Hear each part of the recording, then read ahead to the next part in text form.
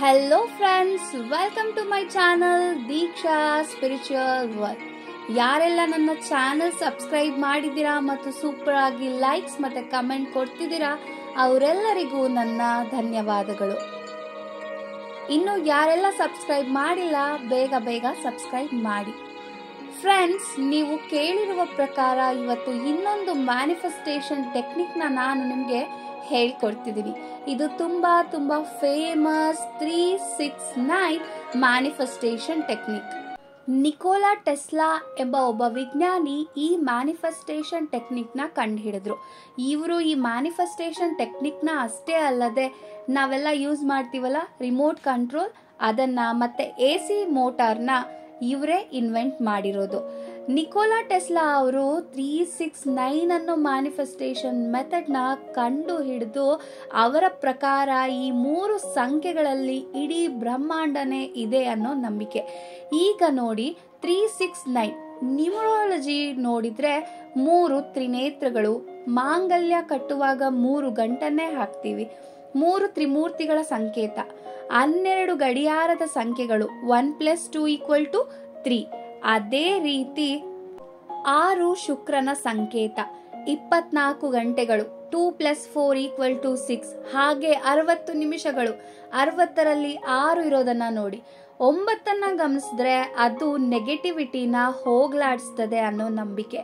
ಹಾಗೆ 360 ಡಿಗ್ರಿ ತಗೊಳ್ಳಿ, 360 3+6 = 9. ಹಾಗೆ 9ನಿಂದ ಡಿವೈಡ್ ಮಾಡಿದ್ರೆ 180, ಅದು ಕೂಡ 1+8 = 9. ಹಾಗೆ 180ನ 9ಇಂದ ಡಿವೈಡ್ ಮಾಡಿದ್ರೆ 45, 4+5 = 9. ಈ 9 ಸಂಖ್ಯೆಯನ್ನ ಪರಿಪೂರ್ಣ ಸಂಖ್ಯೆ ಅಂತ ಹೇಳ್ತೀವಿ.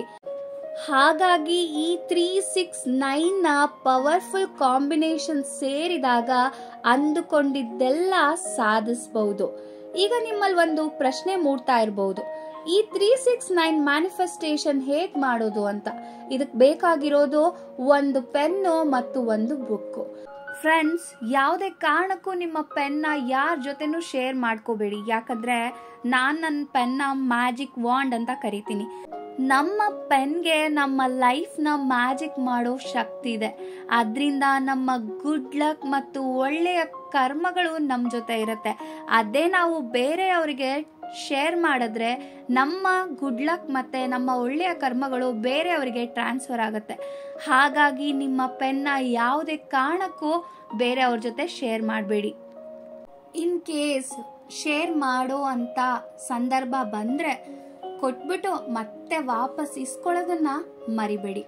ಫ್ರೆಂಡ್ಸ್, ಪೆನ್ ತಗೊಳೋದಕ್ಕೆ ಹೋದಾಗ ಒಂದೇ ಕಲರ್ ಪೆನ್ ತಗೋಬೇಡಿ, ಎಲ್ಲಾ ಕಲರ್ ಪೆನ್ ತಗೊಂಡು ಇಟ್ಕೊಂಡಿರಿ.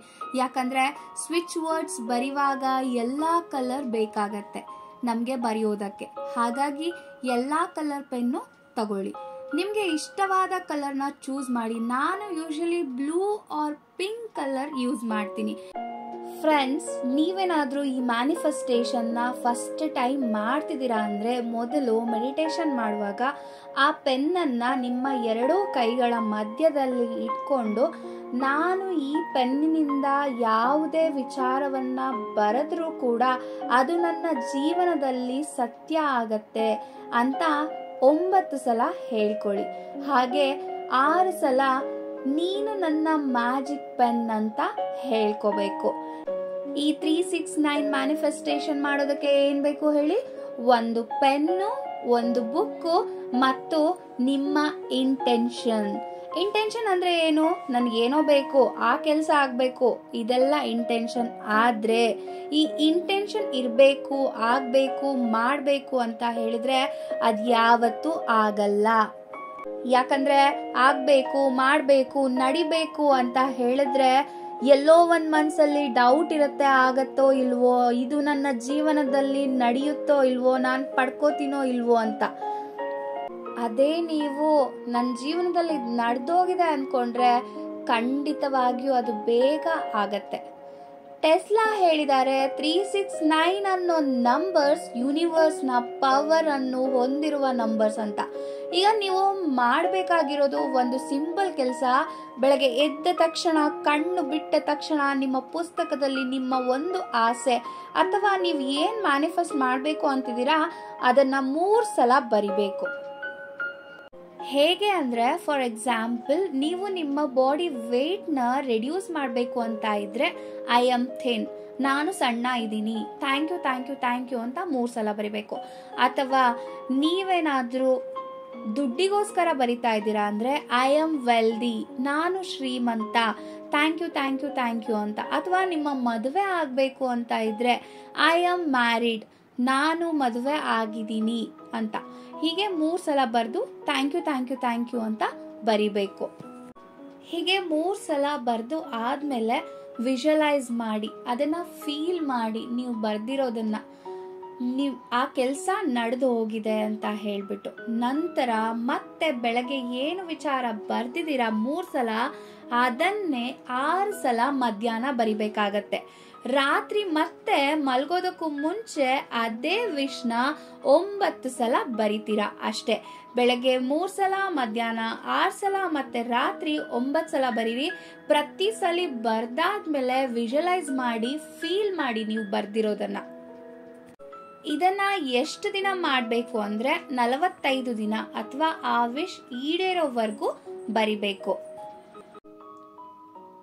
ಇನ್ನು ಕೆಲವರು ಕೇಳ್ತಾರೆ, ದೀಕ್ಷಾ ನೀವು ಹೇಳೋ ಎಲ್ಲವನ್ನ ಮಾಡ್ತಿದ್ದೀನಿ ಆದ್ರೆ ಏನು ವರ್ಕ್ ಆಗ್ತಿಲ್ಲ ಅಂತ.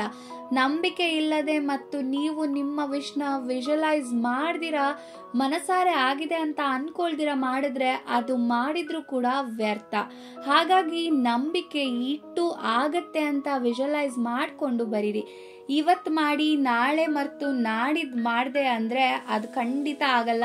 ಕಂಟಿನ್ಯೂಸ್ ಆಗಿ 45 ಡೇಸ್ ಮಾಡಬೇಕು.